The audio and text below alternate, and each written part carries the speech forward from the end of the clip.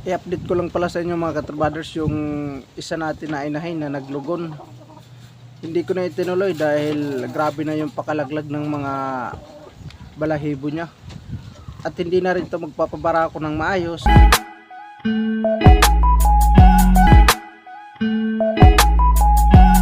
Yan, ito na mga katrabaders, oh. Naglugon yung white gold natin. Yun.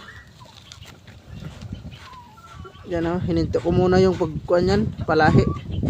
Pero nakaitlog lang yan ng isang piraso, mga yan. Medyo mailap kasi masakit yung katawan yan. Ikaw pa naman naglulugon ka. Diba? Yun, oh, kung mahalata nyo mga katrabars, may mga kuhan siya. Yun, oh. Mga sariwa pa yung kanya. Malaking ko mga katrabars para makita nyo ng maigi. Diba? Yan, o. Yan, sariwa pa ang kanyan. Di pa pwede. Diba? Yan.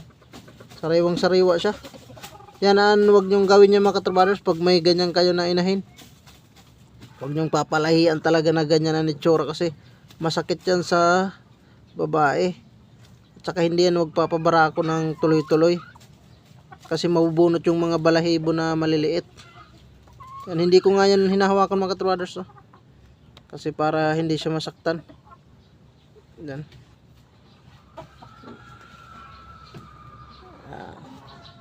Madadala kasi yan pag hinawakan natin kasi mabubunot yung mga balahibo na maliliit. Mga 2 buwan pa natin yan makikita na maayos. Yan, oh. Sariwang sariwa pa. Diba? Yan.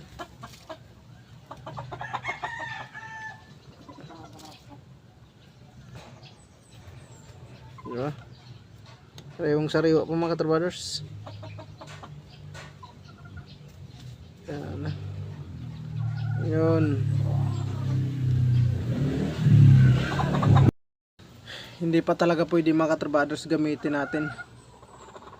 Pero pag makumpleto na yung balahibo no na white gold natin na inahin, saka natin itutuloy yung pagpapalahi. Dahil maganda rin yung nainahin. Yung una kasi, yung dumating yung sa amin, kuha na talaga siya.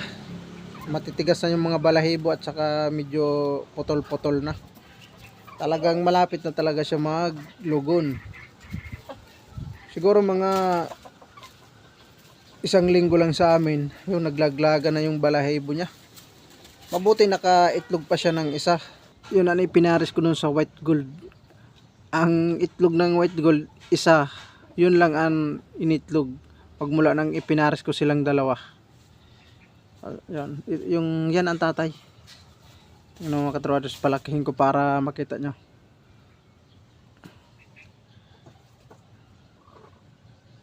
Ano?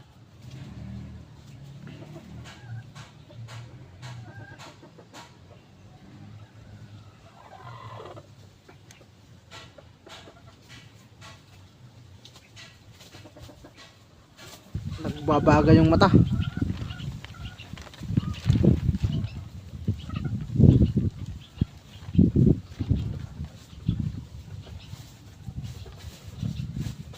Grabe mga katrabaders yung mata, no? Nagbabaga. Oh.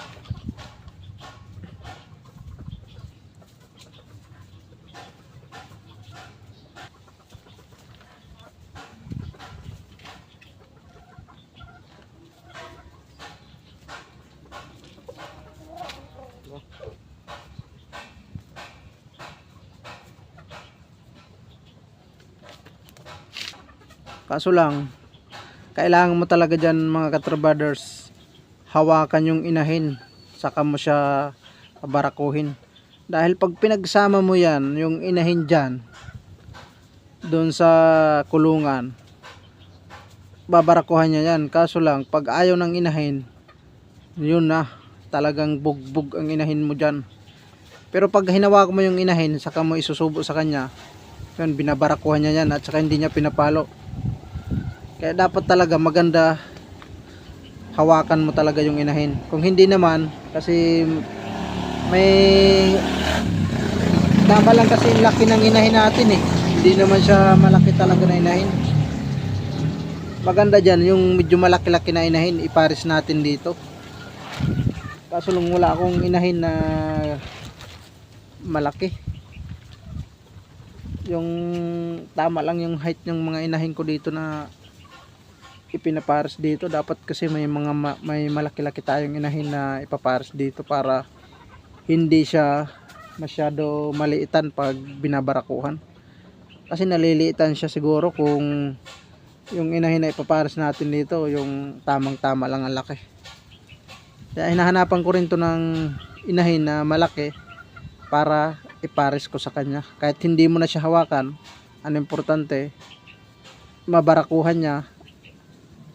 Yun man lang ang pinakamahalaga dyan mga katabaders. Malaking inahin dapat. Yun na lang ang gagawin ko munang broodcock.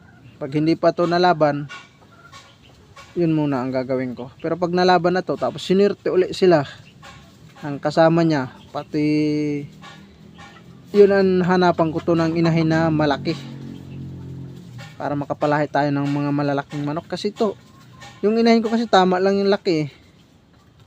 Nangyari parang umiiba yung kuwan niya, tsura. Yan.